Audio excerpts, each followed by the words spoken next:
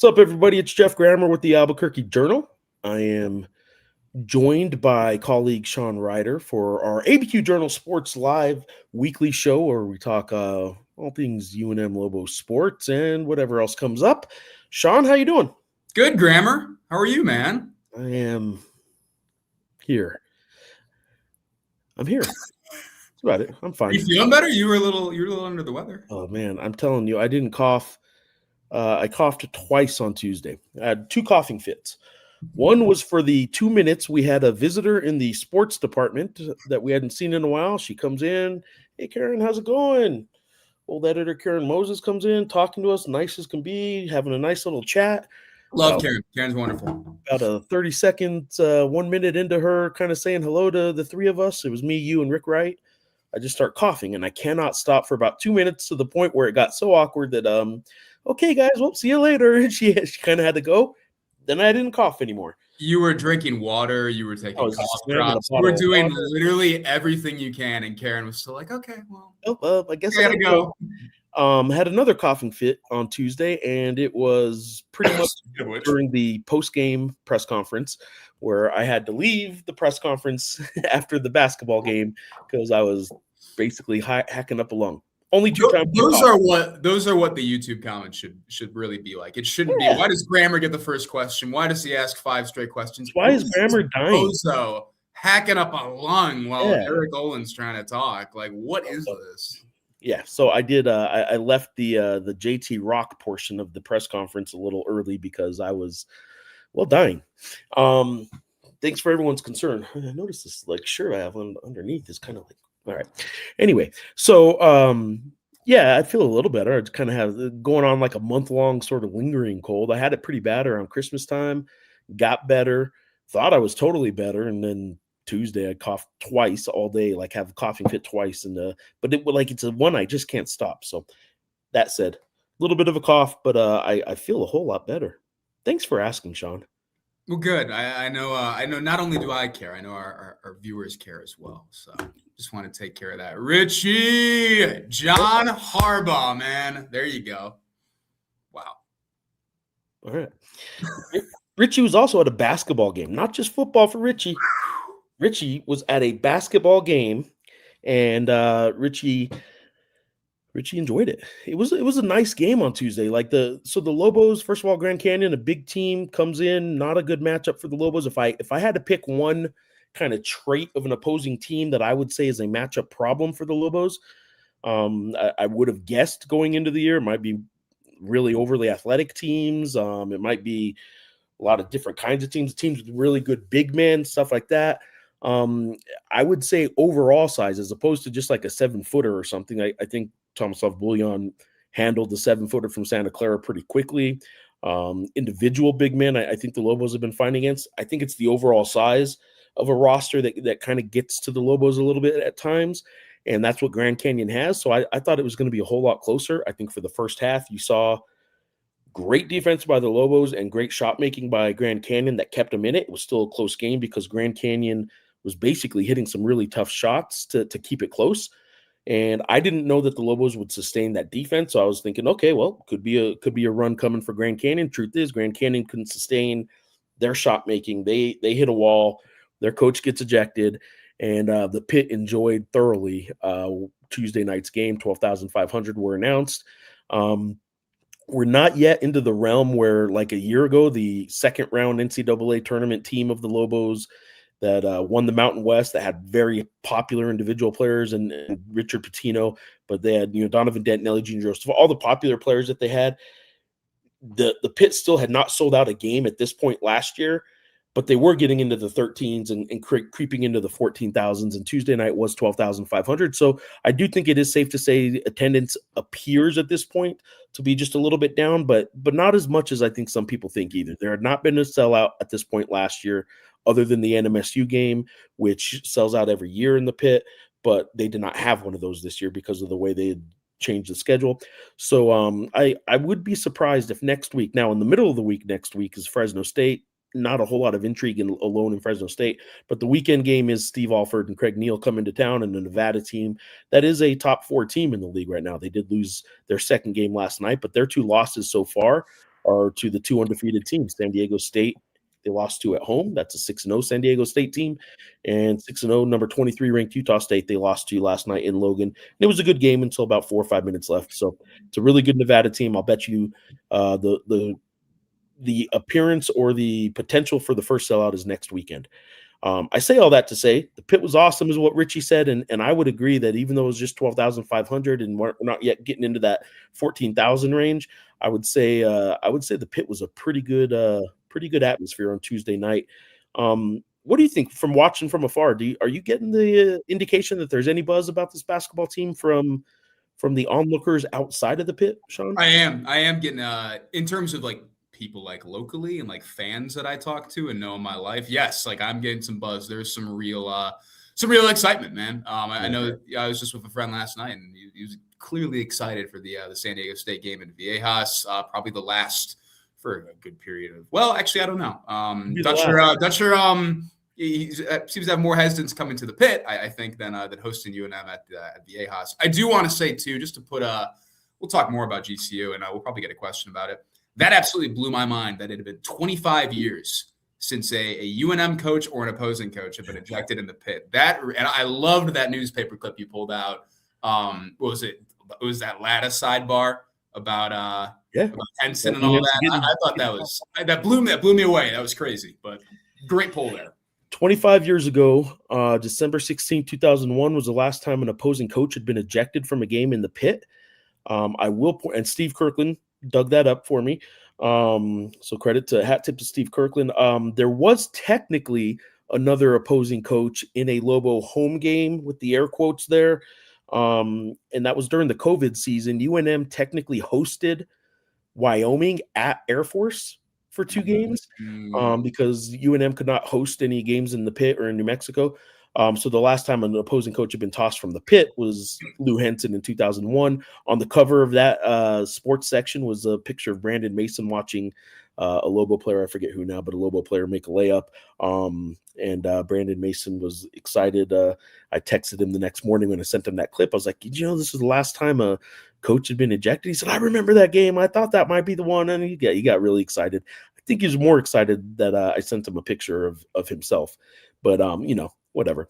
So as much as Lobo fans like just clamor for an opposing coach to get tossed no matter what he does, it did happen Tuesday night. Bryce Drew got ejected, and I will tell you, I'm in the minority here. I get it, but he should not have been ejected. You don't.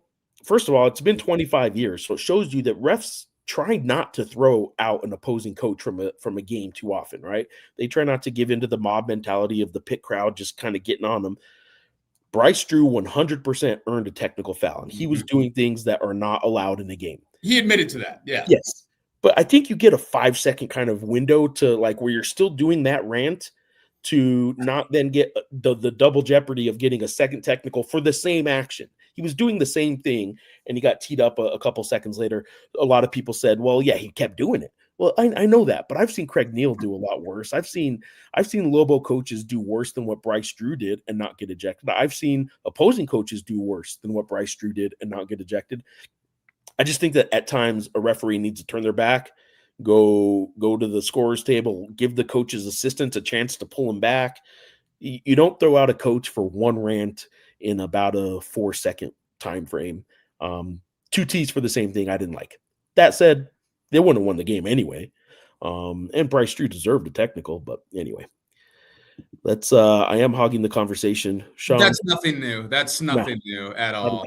You should give me the mic. This is not a 50-50 endeavor. Like, let's just be clear. Let's just be clear there. I am the gatekeeper. I've been here too long. I've been here 20 years too long. 20 years ago, I wasn't in New Mexico, but I am from New Mexico, but this has been we talked about the other day, and I don't know if I really want to have a conversation about it on this show, the Jacksonville Jaguars press conference thing and all that. I don't know if we want to talk about that in particular, but that is kind of like the element of the one YouTube commentary saying, why does this guy always go first? It's ridiculous that he goes first and all that. That is like a conscious thing that is like a byproduct of like our jobs and like how we do our jobs. And traveling and all that as well. And Frank Mercogliano at UNM kind of, he came out. I appreciate him coming out and saying that that's why Grammer gets the mic first and why I get why I get the mic first for football and all that. When sometimes I don't have I don't have my fastball exactly dialed up on that first question. But I've never not had my fastball dialed up, but I will say I've never once asked for the first question. Neither have I. Yeah, I've raised my hand when at times when like they say anybody have questions. I've said yeah I'll ask one, but like I've never said I need the first question. Never once have I asked for the first question. There was one Tuesday press conference in the Bronco era where I tried to like refuse it because I was typing something else out and I was like, just take it to somebody else first. And I give Frank credit. He still stuck it in my mouth and I asked Bronco a very mealy-mouthed question and did it. So, well, I was late to a press conference a couple weeks ago and Steve even made it a point to say, all right, first question, not to Geoff since he was late today, and handed the mic to someone else. But this was before the YouTube commenters started criticizing me for always asking the first question. It's not a me trying to do it thing. I will say that this is a funny little post here that Bryce Drew did. Go out onto the floor like Shooter from Hoosiers. He was out there doing some weird looking things, and then he started doing this thing with his mouth where I think some people thought it was something else. I think it was blow your damn whistle. He's yelling across the court to Mike Littlewood. There were a lot of fans that thought because Dayton Albury was walking off the court at the time right in front of Drew, they thought Drew was getting in his face. He absolutely was not. You can see that on the replay from other angles. But Bryce Drew is not always the most popular of coaches, like in the WAC. I don't think other coaches liked him that much. I don't know that fans are going to love him. I don't have a problem with him. I don't know him well enough. So I'm not saying like he's the most lovable guy in the world, but Bryce Drew doesn't go after opposing players during a game. He's the son of a college coach. He's the brother of a coach. Like he's in the coaching world. He kind of knows the basics of you don't go at a player. He doesn't even cuss. He's a really religious guy. He doesn't curse or say anything like that. So the magic words he could have been saying, he just got teed up for basically having the same rant and got teed up twice for it, and I didn't like it. I don't know Bryce Drew, but I like Bryce Drew because he's a Valpo guy, and I like pretty much all Valpo guys. So. Midwest. Yes, he's one of those Middle West guys, right? Shout out to the Beacons, although just about every single time I refer to them like after I call them the Crusaders, which is what they previously were. So, don't know if you know this, Bryce Drew hit a kind of famous shot. Kind of famous, yeah, a little famous. Sean, have you eaten any more grapes since last week? It's a good question. I haven't. I haven't. I was at the store the other day though, and I was really mulling over blueberry muffins and picking up like a pack of Smith's blueberry muffins and giving that a go. Give a mini blueberry muffin a go. Don't eat the whole thing. You're not going to like it. And I did not. And I was talking to the great Don Freeman, who tunes into the show quite often today. And he said, every time I eat a blueberry muffin, he's like, they're not bad, but I wish I was eating a chocolate chip muffin. So maybe I'll be pushing the blueberry muffin back a little bit. I should get some more grapes, so we'll figure that out. I might prefer blueberry muffin over chocolate chip muffin. I don't like chocolate chips in my muffins. I don't know why. Chocolate chip muffins. Love them. Once you're getting into the chocolate, like, why don't you just go to a cupcake? Like, I mean, well, the muffin's like nice. It's like it's I don't when you don't want like a donut or something. Like a muffin's like bread. I actually had some good bread yesterday, by the way. So, you had some good bread. What kind of bread? It was I want to say it was banana nut bread, but I don't know for sure. Love banana bread. Yeah. So you like chocolate chips and banana bread though? Like no. I don't like chocolate chips in my banana bread. That's really interesting to me. I don't turn it away. Come on, look, I don't turn much away. But like, that's really interesting to me. I've never really heard that. Although I love banana bread, so interesting. Okay. How about this? What you got? Show and tell. What is it? Whoa! Got some bizcochitos. Nice. Gifted to me at the game Tuesday night. No way. My friend Val, the flag bearer for New Mexico athletics, who brings the New Mexico flag and the UNM flag to game day, ESPN game days. Her mom, who still lives here in Albuquerque, gifted me a nice little homemade bread and some bizcochitos and a card that was, I won't share all the details of the card. It was an awesome card to get, and it signed it as the pole lady's mom, which is awesome. That's phenomenal. So there you go. All right. Dart going to be top 3 next year with Harbaugh's. Okay. Harbaugh's. Top 3 what? Not quarterback. I'd like to think, because Monken's probably going to go over there too, right? Like, I'm assuming is that what was kind of reported? That's what I thought I saw. Yeah, probably. Good for the Giants, though. It's been a really special run of mediocre to outright bad coaches, and I don't know if Harbaugh solves everything, but I'm a little surprised that Joe Shane wasn't taken care of a little bit ago. But I don't know. It's definitely an upgrade for sure. I don't know if you know this. 49ers are still playing in the playoffs. I know, yeah. It's possible they may never lose again. I'm nervous. Yeah. So, Zach, what is the update on the Patton brothers? The same update as it's been. Kalai Patton is with the team and at every practice, at every team function, runs the music in the locker room most of the time. He is a very active and involved participant. He is just a redshirt guard and not playing this season, but he is on the team bench and on every team trip. Even though he's not playing, he's on every team trip and on the team bench every single game. That is the update on Kalai Patton. There's not an update on Kalai Patton. The update on Kevin Patton is since the VCU game in December, he has been out for a personal reason, something that UNM is not going to comment on further. I don't know that they could if they wanted to. He is not away from the team for any disciplinary matter, any injury matter. He is still on the team, and he is still a student at the University of New Mexico. That is the update. There will not be another update on Kevin Patton. I know we keep getting asked, and that's fair. There will not be another update on Kevin Patton unless Kevin Patton chooses to update what's going on. And I don't know if that's going to happen. The team doesn't know if that's going to happen. Steve, what's up, Steve, on YouTube, is saying, love the defensive scheme and the mid-range game. Yeah, so the mid-range game is interesting because Eric Olin is an analytics guy, right? And analytics is such a just clumsy term anymore in modern sports. But catch-all, yeah. Yeah, it kind of just means so many different things, right? He is a guy that understands and appreciates and recognizes and values and puts weight into the value of shots. The most valuable shot's a shot that goes in. Well, what shot's going to go in the most? A shot at the rim. So he wants his team to shoot as close to the rim as possible, or because the value then increases as a three-pointer, it better be a catch-and-shoot open three-pointer, right? He doesn't want contested threes. But the value on two-point shots really starts to diminish as you get further and further away from the rim because you're further and further away from the rim, frankly. So long twos are the most inefficient shot in basketball. He doesn't want long twos. He doesn't want mid-range shots. People ask, what happened to the mid-range game in basketball? Well, there's a reason for it. It just doesn't have as much value. Now, what I said at the very beginning, though, is the most valuable shot's the shot that goes in. So if that is your best option, he is willing to go to the mid-range game.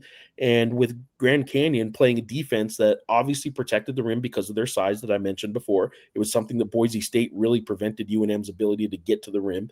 Grand Canyon did the same thing. They knew they weren't going to be able to get to the rim. They didn't know how well they'd be able to get three-point shots up against a tall perimeter. The perimeter defenders had size too.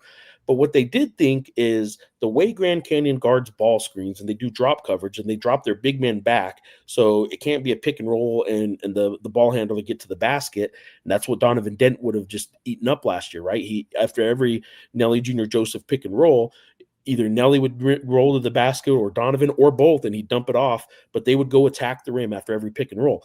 Grand Canyon's defensive drop back scheme kind of prevented that. Now, what Grand Canyon's drop coverage did was Jake Hall then driving to the rim can stop at mid-range and have mid-range shooting capability. You also saw where that big man would drop back into coverage.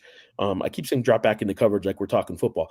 Drop coverage on that pick and roll, and he would leave JT Rock open on the perimeter, and JT Rock would be wide open. He had a career-high 2 threes. It's not like a bunch, but 2 is his career high. He had 2 threes as a 7-footer. But the mid-range game that Steve's talking about is Uriah Tenet and Jake Hall hit a whole lot of fadeaway and just sort of pull up mid-range jumpers to the point of Eric Olin not liking this. the 9 mid-range or 2-point attempts that UNM took on Tuesday night against Grand Canyon, 9 2-point attempts outside of the paint was the most they've taken this year. They've only had one other game all season where they even took 5. Every other game was 4 or fewer. So he does not want them taking that shot.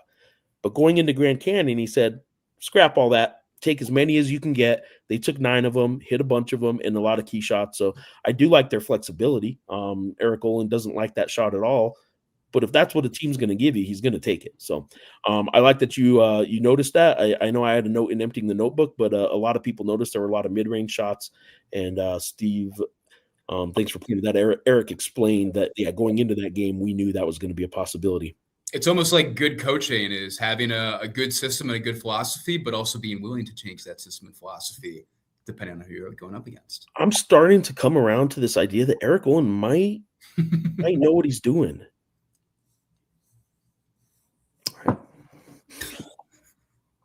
Let that sink in. All right, GCU's size got tired at the pit. I do think Grand Canyon got tired at the pit. I want to credit Eddie more too for the picture. I kind of gave him a heads up. I was like, hey, look for this because I think they're going to do it.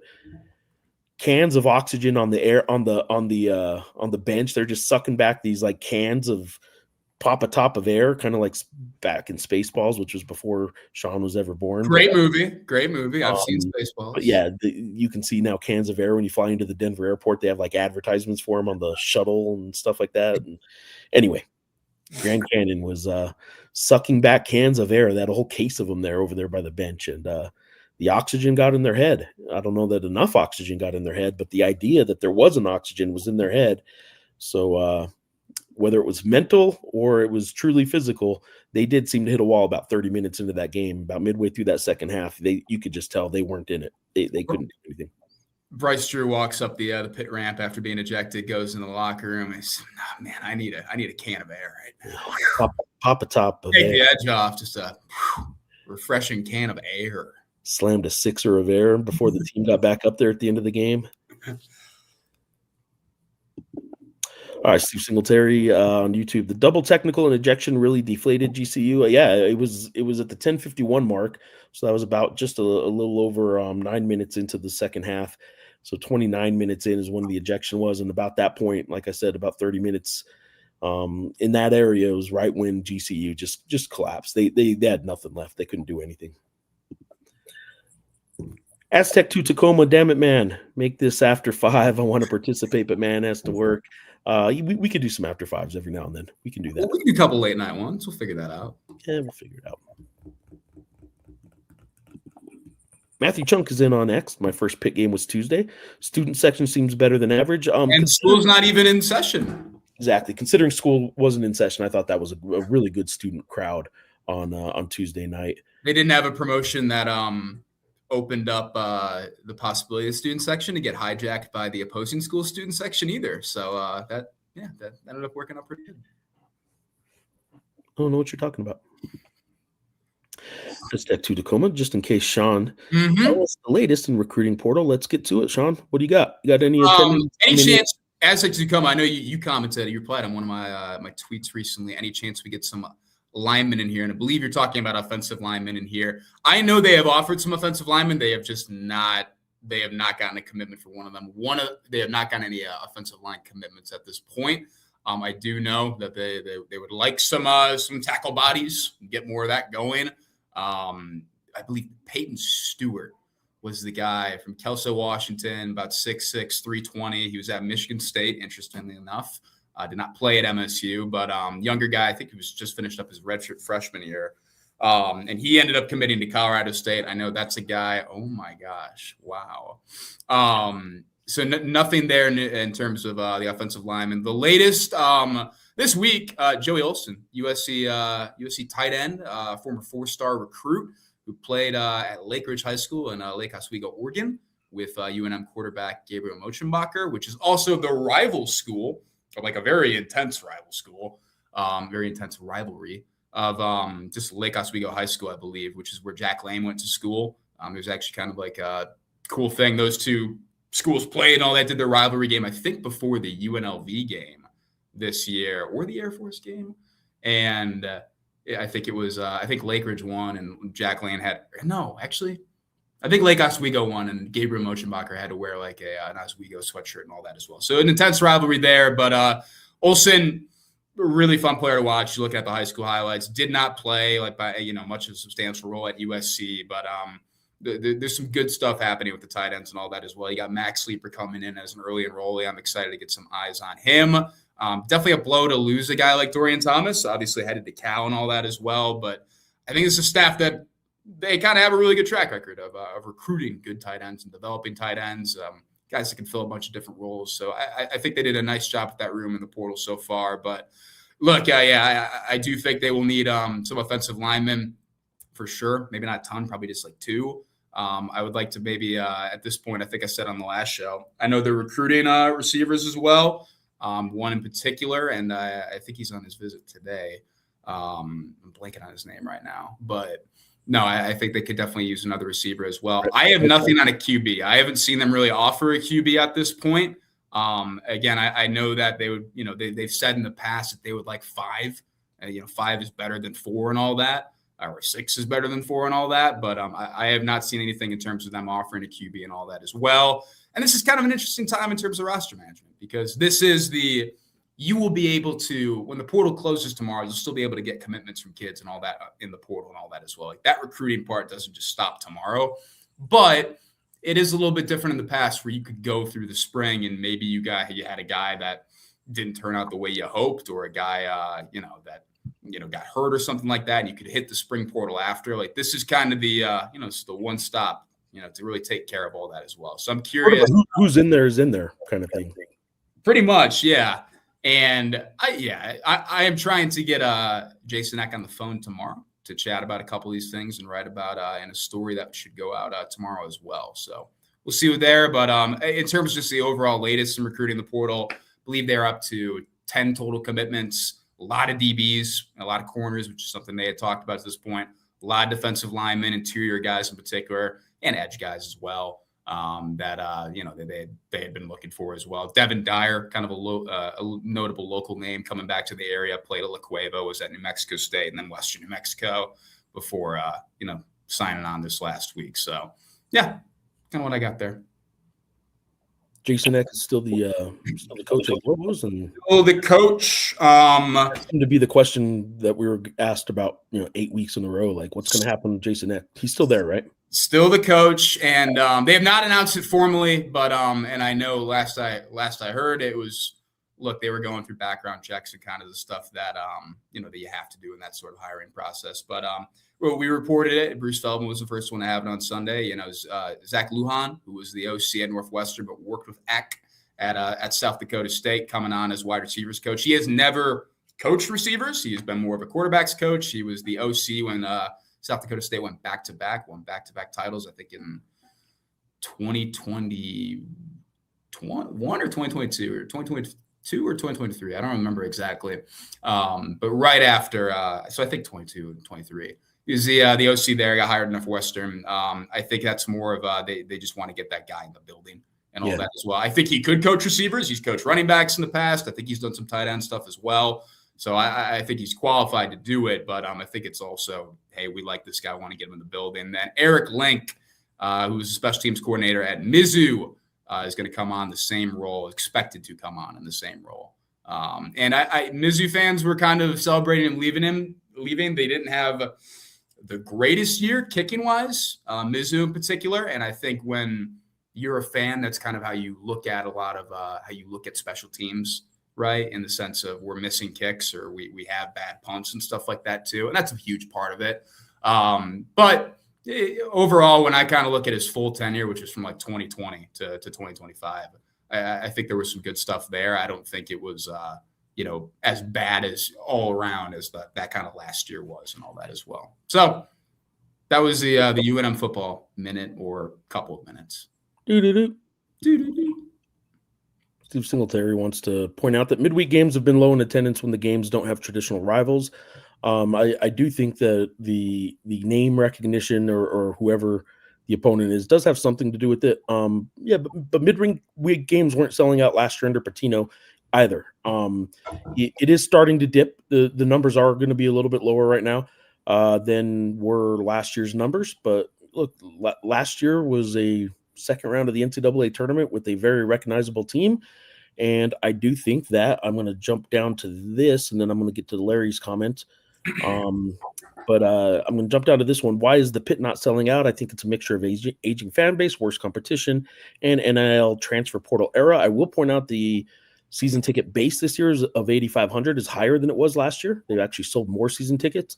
They still lead the Mountain West in attendance. They still are one of the better programs in the entire country in average home attendance. So this isn't graded on a relative to college basketball kind of thing. This is graded on a relative to what UNM and the pit used to be, right? Well, for a decade, it wasn't as good as it is right now. And it was heading down, and then it started coming back up under Pitino, and it's not right now as good as it was last year, but it's better than it was for the previous decade. So that's sort of where we're at. Some of everything you said there might be true about an aging fan base. I don't know about worse competition. I will tell you, like, there seems to be some real revisionist history about how, like, all these great teams coming into the pit. There might be a good team every year that came into the pit, right? And people remember that. And through the years, you think, oh, I remember 5, 6, 7 times. Well, that might have been 5 or 6, 7 or 8 years. UNM has notoriously played cupcake schedules. That includes Steve Alford. That includes the Dave Bliss era of the 90s. They weren't bringing good teams into the pit. They would do it maybe once, and then whatever conference rivals there were, right?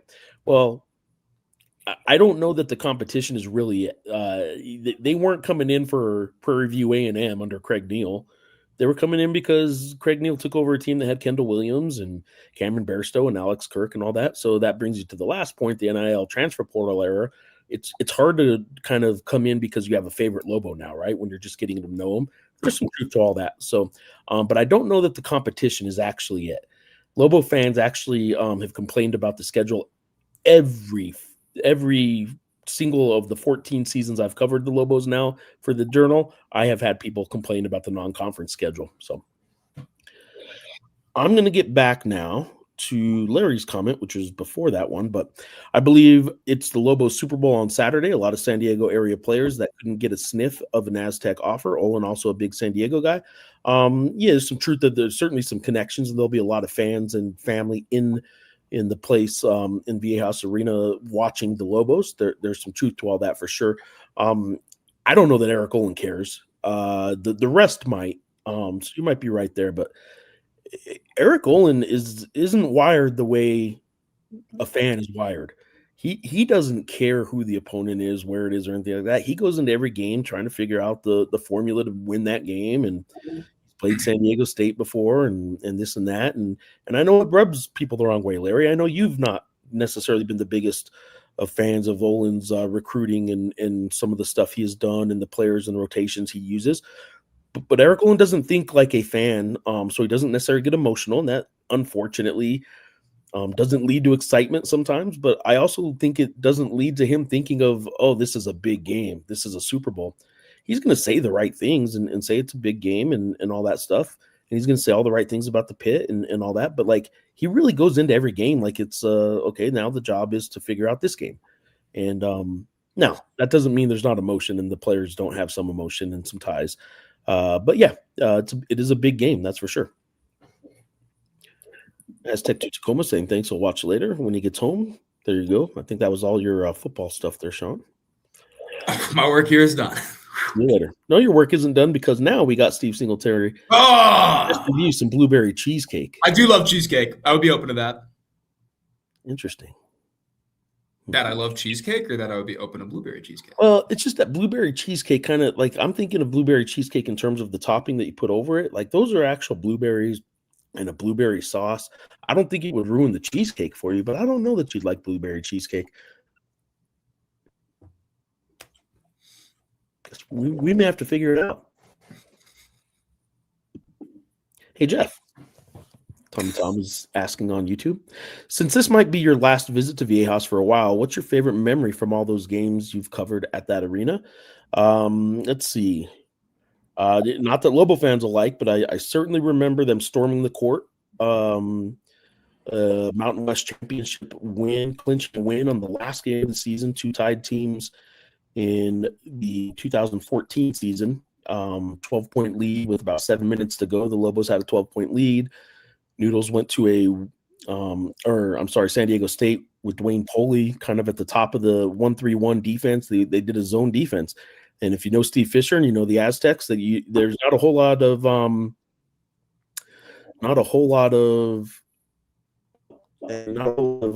zone defense out of Steve Fisher and Brian Dutcher through the years. A lot of man defense, a lot of switching. But they went to a 1-3-1 that UNM could not figure out.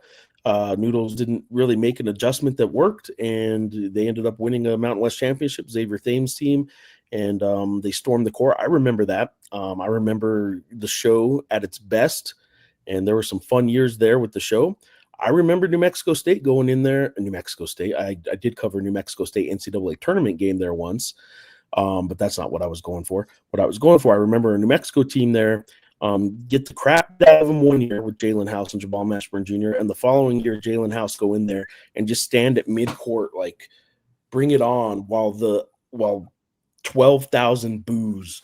The loudest I've heard Viejas Arena might have been the boos that were coming down on Jalen House when he took over a game and the Lobos won in Viejas Arena a few years ago. And that might have been my favorite moment, was Jalen House just putting on the black hat. The heel, it wasn't a heel turn, he was already a heel, but they hated him. They hated Jalen House. And he said, bring it on. I don't care if you guys want to storm the court, like to get me, come bring it on. And he was getting it from people on the sideline. Fans were just saying the nastiest things to him, and he dominated that game and won it. And it was awesome. It was absolutely awesome. He now plays in San Diego in the G League. And there you go. Those are some of my favorite moments of that arena. And I do think this will be the last time I cover a Lobo game there. UNM's not going to do a one-off and do a bye game there. And Dutcher, as long as he's coach, will not play again in the pit.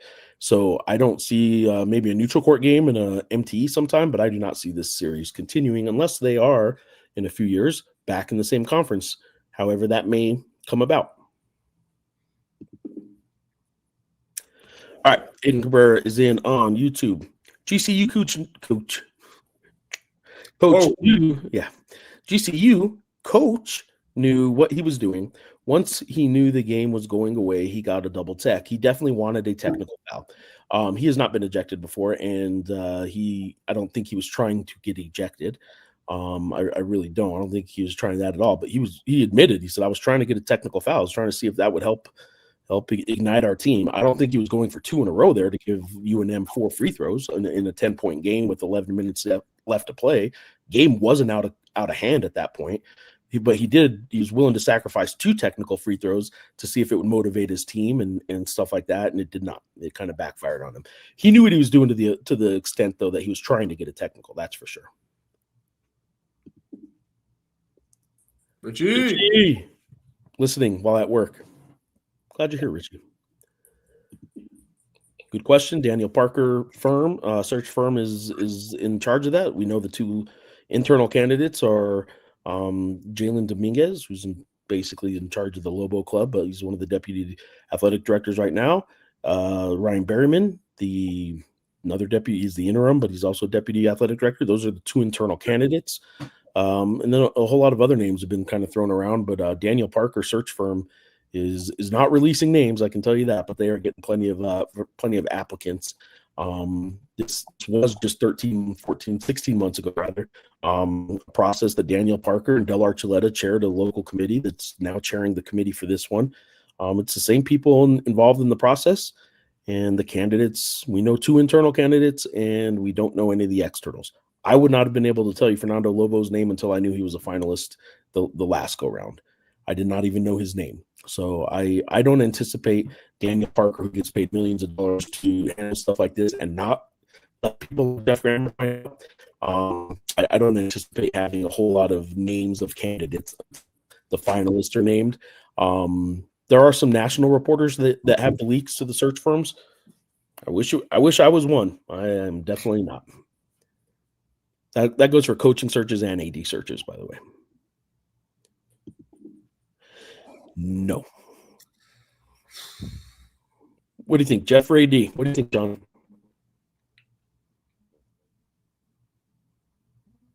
It could be a good Perez. That'd be pretty good for you. Also, my connection is like terrible right now, so I don't even know if you can hear me, frankly. Oh, I can hear you. I All can right, hear well, you. good. No, I don't know. No, we need you around the office, man. We need you. Come on. We'll see. Maybe I could be AD out of the Journal office. Wow. Interesting. Kind of like that. Kind of like that. All right. Mike is asking on YouTube, if Patton does not return, can he get a red shirt and yellow? I don't think so. I don't know entirely, so I won't say 100% certainty. I do not think. I think he played too much to get a red shirt season, and frankly, I don't know what. There could be a hardship sort of application at some point, but I don't know.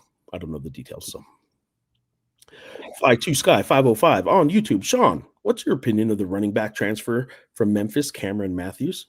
Yeah, he's kind of in that mold where he wasn't like an insane recruit by any stretch, but like you go back and look at his high school tape, and like I like what I'm seeing there. Obviously, he was really only special teams at Memphis. Obviously, wasn't getting any significant carries there. He's kind of the type of guy that over the next couple weeks and really over the next month or so, I'm trying to catch up with pretty much all of the transfer guys that they end up landing and just kind of talking to them a little bit more. So I kind of want to wait a little bit until I kind of talk to him and do a little bit more digging. But at the end of the day, he is kind of a prime candidate for, I want to see this guy in pads. I don't want to see him at spring practice and all that. I do think he's a guy that absolutely could add something to the room. But I would not say that he is going to, at this point, I wouldn't say that he's taking any carries from, Scott Trey Humphrey or even Deshaun Buchanan at this point. But I do think he's a guy that could be in the rotation. All right.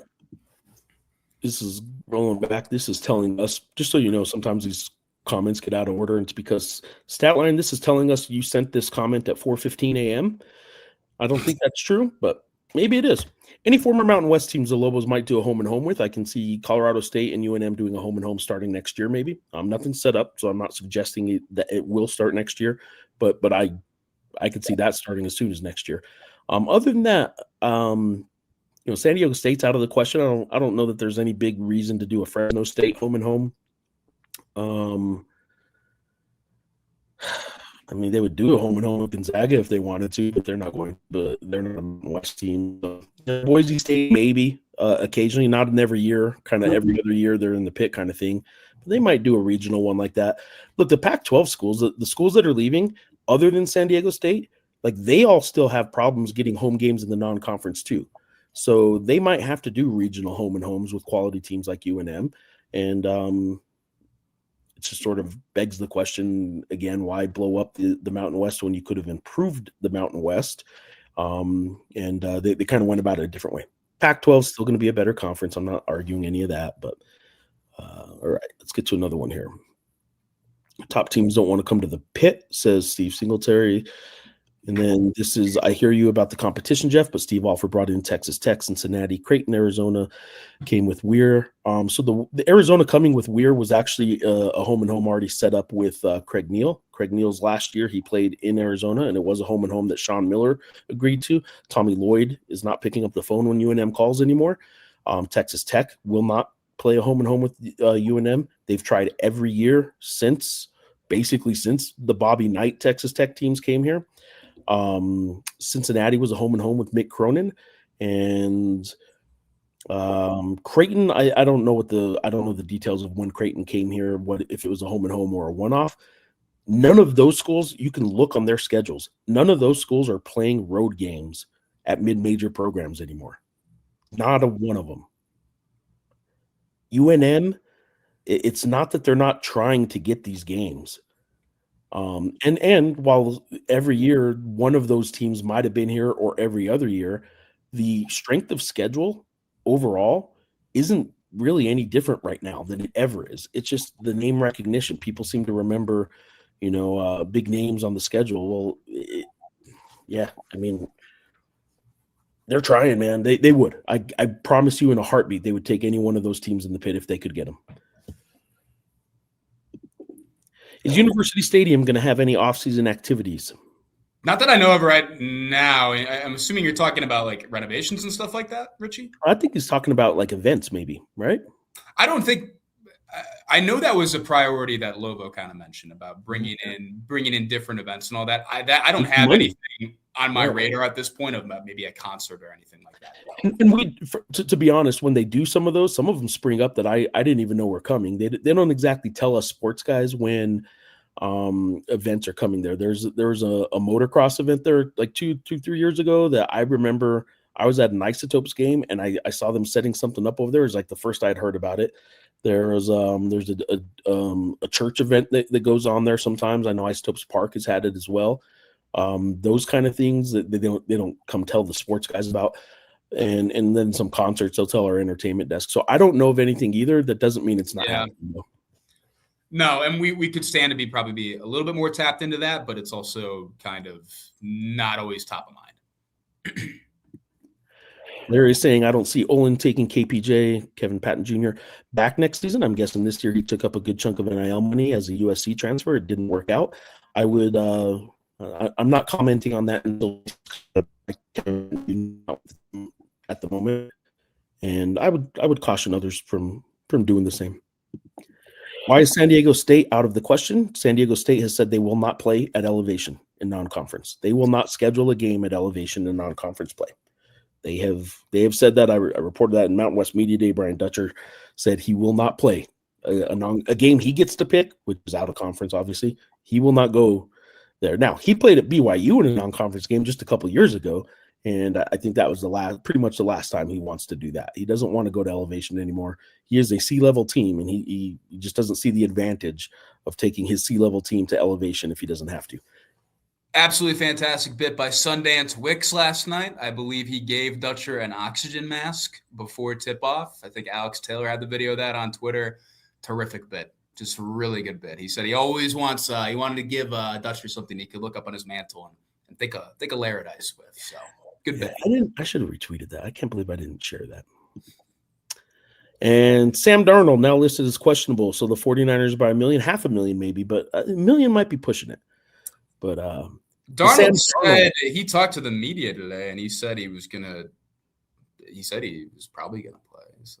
Well, good. If the player says he's probably gonna play, that's usually that's just exactly 100%. It's locked in now.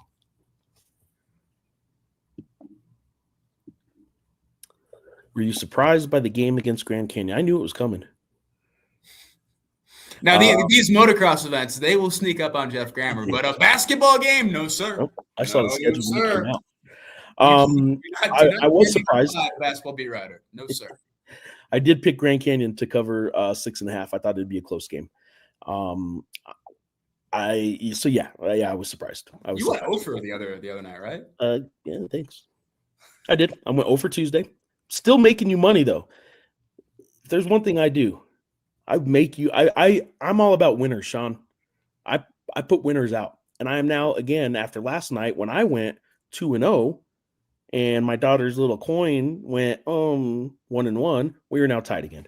So I am tied with a coin being flipped by a teenage daughter who can't name 4 teams in the Mountain West.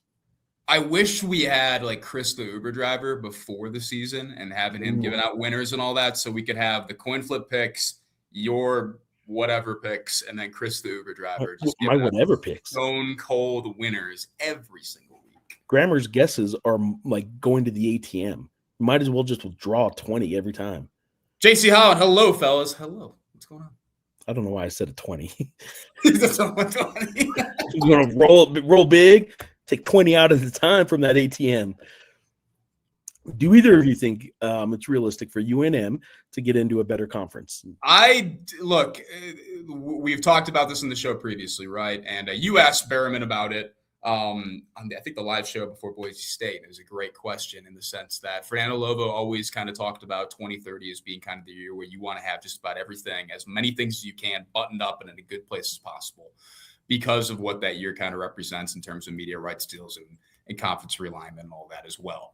If you keep, football at good momentum, at the momentum, you keep on continuing that and all that, even if you don't keep Eck all the way to 2030, but you make another good hire that's somebody that can build on stuff and do that as well. And basketball's in a good spot. Those things can certainly help. But we don't, we're not soothsayers, right? I'm not Nostradamus. I can't look into the future and say this is how things are all going to play out, because how many of us had in our bingo cards the Pac-12 completely blowing itself apart in 2023. So, I don't know. Conference realignment, expect the unexpected. Yeah, I will say this. I'm leaning more towards in 5 years, while it may be a different conference that UNM is in, I just think college landscape is going to look so different. It's hard for me to think in terms of, okay, here are the current conferences. Which one is better than the Mountain West? Which one is worse than the Mountain West? And which one do I think UNM will be in?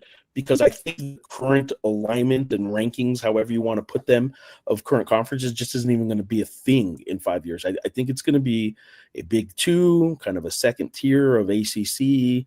I just don't know what the conferences are. I don't know what it's going to mean to be a better conference in 3, 4, 5 years, because I think there's going to be a big shuffle coming. And I think your question is fair. Are they going to be in a better place in 5 years? Maybe. I don't know if that means a better conference, but are they going to be in a good or better place? I think they'll be in solid ground. I don't think they're going to just fall off and drop necessarily. Fly to Sky 505. Brian Dutcher is scared. Buy a case of canned air and put on your big boy pants. Dutcher is just banging back cans of air like you are, like ripping dews during football games and all that too, man. What a visual that would be. Neutral site games for men's basketball is probably going to be the norm for the Lobos as long as we are good. Is Tingley considered a neutral site? Yes. Tingley Coliseum, home of the neutral site UNM Lobos versus San Diego State game. And again, I don't know why you're complaining about elevation. I mean, the game's played indoors. If both major men's programs, football and basketball, are rolling along with a stadium makeover, I think we move to a major conference. Whatever that looks like. That's we don't know, and I know the Big 12 has become like a goal in some ways among some parts of the fan base and all that as well. But it's not just having good football programs and a good football program, a good basketball program, and all that. Like Memphis was denied access to the Big 12 and all that as well. And Memphis put up a whole heck of a lot of money, man. That I don't know that UNM could front in that kind of situation and all that as well, frankly. And I don't know. New AD search. Formally, they announced yesterday that they're doing a national search. It's nothing that wasn't reported by one Geoff Grammer about 10, 11, 12. No, it wasn't quite 2 weeks ago. I had a story that basically said they were about to launch a national search, and it was going to take the same form as the last one, which was a local committee. And I would tell you that I've been told that we're probably looking at about 2 months from now. So maybe March. Maybe March. There's an AD, and we'll know about then. I do know that they have formally launched the national search, and applicants are not being accepted by UNM. They're being accepted by Parker Executive Search, and by doing so, UNM is confident they can keep everything confidential because it is an outside third party, and that's fine. I'm not gonna. That's a different topic, but there you go. I appreciate being accepted. The story that you wrote about it that was in today's paper and online last night and all that as well. The all caps, not public records in there. The emphasis might have been made me chuckle. Yeah, the caps might have been a bit much. I think it depends on how many people are watching the games on TV. These realignments are always based on media. The media, like we do it. I'm kidding. I didn't do it. No, you're right. I mean, TV contracts are what it's all based on, and if TV rights deals, if CBS Sports is willing to pay this or ESPN's willing to pay that. By the way, it came up recently in a conversation I had with someone else.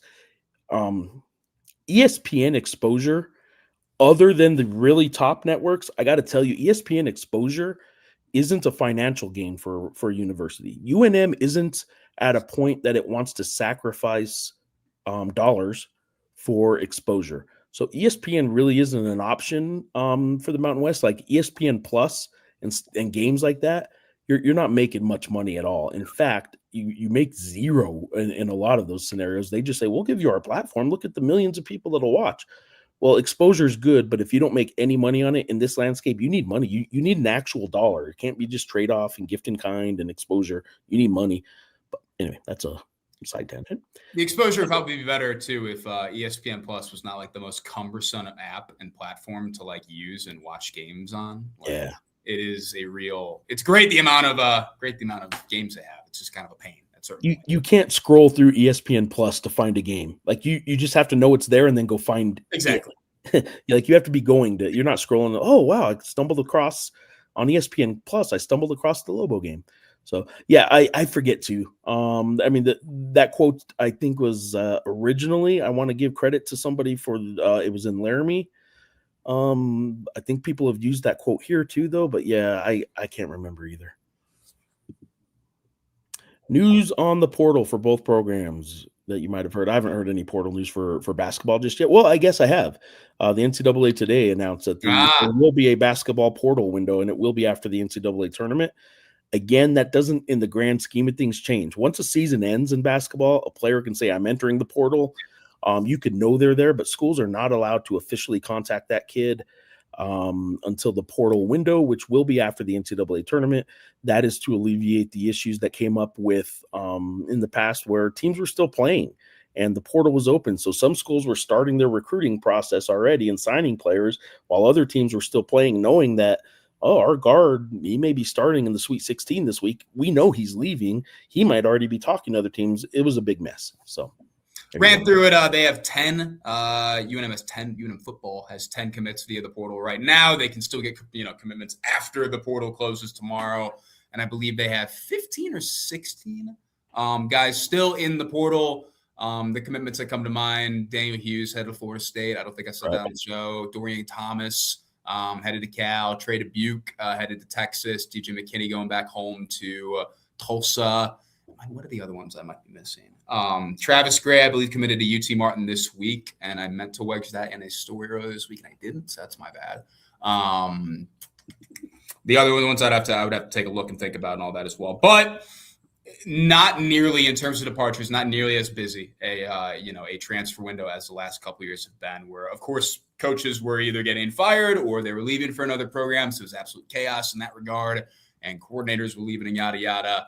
UNM has had some coaching change in terms of guys leaving for other jobs, but no coordinators leaving at this point. Head coach is obviously still in place and will be in place for the season, expected. So nothing really crazy in that end. Thank you, Rick Wright. Billy Tubbs. Billy Tubbs it is. So, all right, Billy Tubbs is who said, the game's played indoors. Rick Wright, by the way, what a legend. Legend. Do fans realize the entire athletic budget is the biggest thing keeping them out of a bigger conference, not fan attendance or football wins? The attendance isn't it. Don't worry so much about attendance. Yeah. I agree with you there. Like, I don't think TV contracts care about the attendance all that much.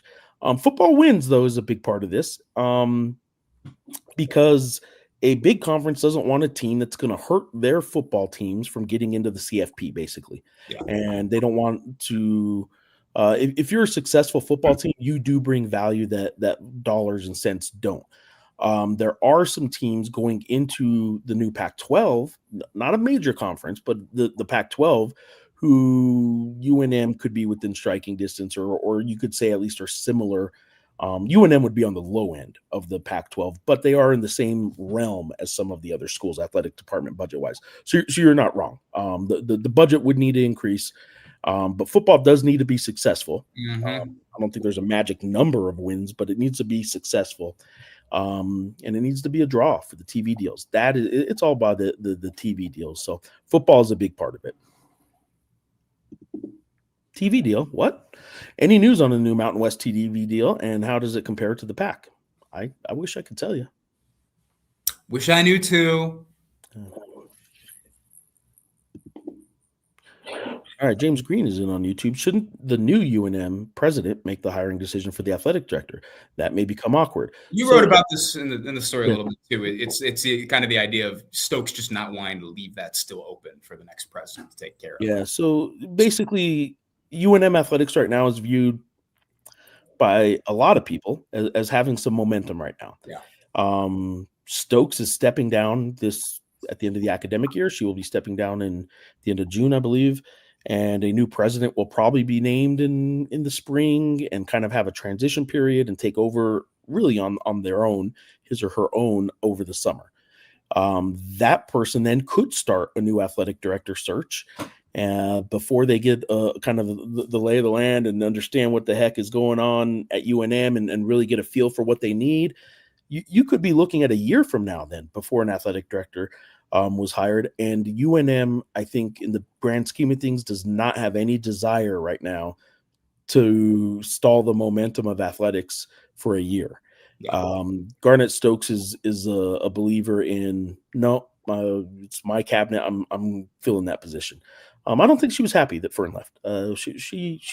She loved Fern, man. Those two, they really did have a close relationship. She understands it. I'm not saying she was naive to the money he got, but I think it bothered her. I will also tell you that how should I word this? I have reason to believe that Jason Eck and Eric Olin are very interested in this AD search. Yes. Jason Eck and Eric Olin would not want to wait for the next president to hire their AD. They want to plan their futures, and part of that will be based on who this next AD is. And the two highest profile positions in the entire university, in a lot of respects, the men's basketball coach and the football coach, they don't want to be in limbo for a year. Yes. So getting this done and at least showing the action that it is getting done, they can wait a couple months while it's getting done. I think it's important, not just for the momentum, but to basically keep Eric Olin and Jason Eck happy. I can tell you too that I have reason to believe Jason Eck, his name, as much as it came up during football, Eric Olin is in that realm right now because he was in that realm a year ago. He was on the radar of a lot of major programs. The Curry Hicks Sage Coaching Carousel Coach of the Year, I believe. That is correct. He was on the radar. Eric Olin was on a lot of people's radar, but wasn't sort of how are we going to convince our donors to take a guy from the Big West? Well, you do it 1 year at the Mountain West before the Pac-12 split and all that. It's still a very good Mountain West, the sixth ranked conference in college basketball right now, according to all the metrics, out of 31. So yeah, the Mountain West is still very good right now, and you do what he's doing right now, and yeah, he's getting calls, guys. So yeah, Eric Olin being in limbo isn't what you want either. So that's why they're moving forward on the athletic director job. And we have been going at it an hour, so I'll rapid fire some of these now. Boom. 5-2 Sky 505 wasn't the quote from Jerry Tarkanian when UNLV played in the 1990 Final Four in Denver. Billy Tubbs, as Rick Wright pointed out, Billy Tubbs once said it playing. Now, Rick Wright, if you're still listening, you could help me out. Was Billy Tubbs, did he say it when he played at Laramie? I believe it was Billy. I thought it was, I associated that quote with Laramie, but maybe it was here. I don't know. But Billy Tubbs is who we're crediting with the originator of that quote. Now, it's been said in different, in different ways by different coaches. Shouldn't the new UNM president be involved in the hiring aid? That may become awkward. Yeah. Odds of it being Berryman. Thoughts? Take it away. I think the momentum and the continuity argument right now, including me bringing up Eck and Olin, puts people like Ryan Berryman and Jalen Dominguez in a good position right now. That's the guy Jalen Dominguez is the guy who brought about. I know Kurt Roth is the name associated because he was the guy writing the checks. Kurt Roth is the NIL guy, right? But Jalen Dominguez is the fundraising guy and basically the liaison before it was under the school's umbrella. He was the guy bringing in the NIL and partnering with Kurt and all that stuff. Jalen Dominguez internally has a ton of support from fundraisers and stakeholders. Therefore, Ryan Berryman has a ton of support from stakeholders and from internally for sure.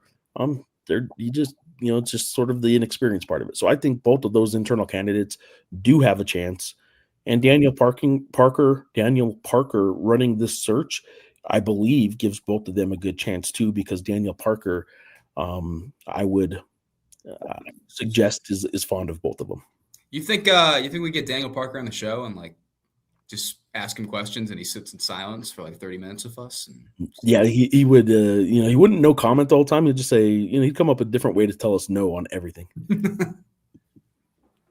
All the people that used to complain about the Mountain are now the ones complaining about not being able to watch games. Yeah, the Mountain. The Mountain West was ahead of its time, had its own conference network before the rest of them. Rick Wright is saying it was probably here, but not. Yeah.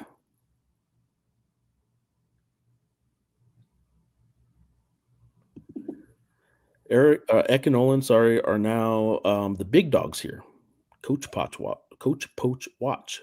Say that 5 times fast. Coach Poach Watch. Coach Poach Watch. Coach Poach Watch. Us 3. Yeah, no, they are. Oh, yeah, you did it. Okay. So it's just me that can't talk. Whatever. There's no way the new Pac gets a similar TV deal to what they had, right? Yeah, the Pac, not the original Pac-12. No. The Pac-12 deal that's out right now is basically what the current Mountain West deal is. Yeah. A lot of hype around it, and the details that we saw, it was a whole lot of, well, this sounds really familiar. So. What Rick was saying there was, it was here. Billy Tubbs said it here, but it wasn't the only time he said it. He probably said it at other times. What do we got here? Sorry, I'm clicking too many things. Jalen was on the NMSU basketball team when I was a manager there. Only guy on the team who would treat the managers well. Ton of respect for that guy. It is true. Jalen Dominguez has a degree from NMSU. He also has a degree from UNM. And Jalen Dominguez could have put his name in the hat for the NMSU athletic director job, was encouraged to do so. I know that he was encouraged to do so and chose not to. Jalen Dominguez does not want to leave Albuquerque and UNM right now. But he does really want an AD job, and he is at that point where he's going to be up for some of them. I think Ryan Berryman, as clearly is shown, is up for him as well. Eric Owen is happy as long as we all leave Chris Howell alone. I think that's probably the biggest takeaway from this show, is as long as we quit asking why Chris Howell plays and where his minutes, who he's going to take minutes from when he gets healthy again, I think Eric Olin will stay here. The next AD, like that's like a key part of their job. Just go into press conferences and be like, Geoff, please don't ask. Yes. Geoff, come on. Yeah. Come on. Don't ask. See what we're trying to do here? Come on, man.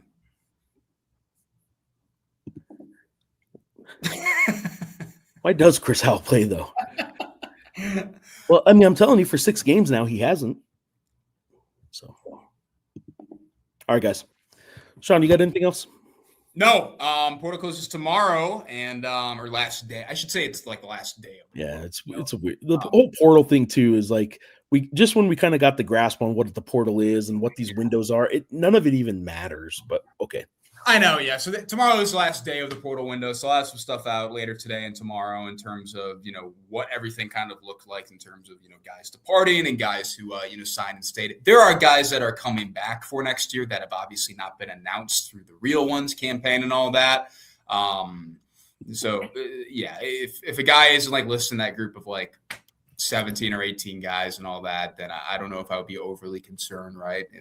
Oh my gosh, they're not coming back. Obviously there is no spring window, so that makes maybe transferring to another school a bit more cumbersome. But no, we'll have some content about the end of this transfer window and how things shook out for UNM. I think they've done some good things. I also think that it's good that they're still being able to recruit from the portal over the next couple weeks and months and all that, because I think there's some areas that they definitely could use some help in. Offensive tackle, as we kind of talked about with Astrid Tacoma, I think that's an area they'd be wise to grab a guy or two.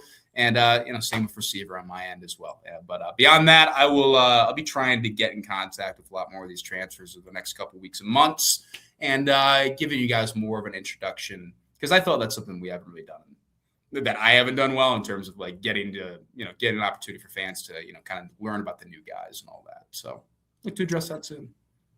Basketball plays at San Diego State this weekend. Home games next week. Fresno State, Nevada. 5-1 Lobos.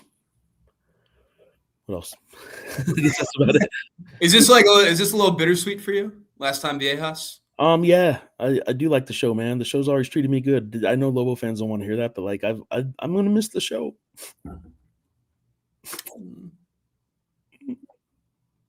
Well, see you later. Real quick, JC Holland did have another one in there. Just said he thinks UNM football can be giant, lovable underdog giant killer, much like Boise State. That'd go a long way. Yeah, maybe they can become that in the new conference. I think it's a lot different because we'll see what happens in the sense. I get what you're saying, and I don't like fully disagree. I do think it's a lot different from what Boise State did in the sense that Boise State was doing a lot of that in the BCS era, where you were really the giant killer, right? Going into the Fiesta Bowl and beating Oklahoma and kind of doing that. Whereas I don't know, like, I don't know if that is fully replicable in an era where we just got, 2 G5, G6 teams in the playoff and all that. There's way more of an avenue for, a team, a G5, G6 team to possibly play for a national title. I do, but that 100%, that pub goes a long way, particularly with the football program, to join a stronger conference. It's worked out quite well for Boise State. And the stadium does need a facelift. I mean, we had Fern on the show plenty of times to talk about it, how much they need, got to work on the bathrooms and, the concourse. We talked about a lot of that as well, too. So it 100% does. But I do think, early in the EC era, 1 year in, certainly that is kind of the national rep, though, where they are a bit more of the lovable underdog in that sense, because people still, nationally, people seem to really like EC and gravitate towards the kind of style of play. And, the results are the results. They've been pretty darn good at this point. I do want to point out that on X right now, I'm reading the Brady Henderson. He covers the Seahawks for the ESPN. Oh. And his comment is that Darnold is, now listed as questionable for their game against the 49ers due to an oblique injury, to which Lee Quintana quote tweeted and said, in the words of Jeff Grammer, "Welp, it's a Chris Howell injury, eesh." So we got another Chris Howell comment. I like how everybody saved him right for the last couple minutes. Yeah, fit him in. Hey, real quick, any chance for a new stadium? New stadium, I don't think is going to happen. You want a percentage? 14. You would put it at 14. I don't know. Yeah, I don't think I would put it in the double digits. I don't think there's going to be a new stadium, but I can see some serious improvements happening soon. And they need them. And I think regardless of whether they stick with an internal hire like a Berriman or a Dominguez, or they go outside, I think that is going to be kind of a big priority numero uno for. I'll say this too. Do you think it matters that they probably won't have an AD in place for session and kind of stuff like that in terms of going out and shaking hands and doing all that? Good question. 30-day session this year, so probably not. Probably doesn't matter a whole heck of a lot. I don't think it really does either. I think last year and the game last year, the NMSU game that sold out and had so many problems where a lot of lawmakers were present. Yeah, I think is going to ride through for a while and carry this into getting some money for both schools. Well, see you later.